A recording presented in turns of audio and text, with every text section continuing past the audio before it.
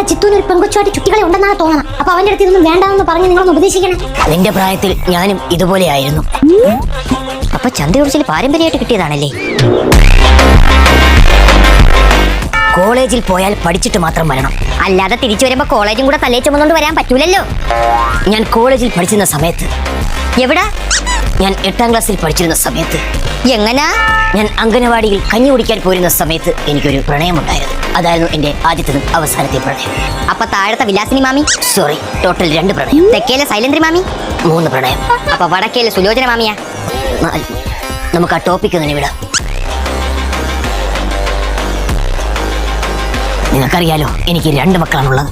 ആരൊക്കെ അത്? പിന്നെ അത് നിങ്ങൾ രണ്ടുപേരല്ലേ? തന്നെ പെൺകുട്ടികളെ പ്രണയിക്കുമ്പോൾ നോക്കിയും കണ്ടും വേണം പ്രണയിക്കാൻ. വാ, അല്ലെങ്കിൽ നിങ്ങളെ അമ്മയെ പോലുള്ള ഒരാൾ ഇവിടെ വന്ന് കയറും.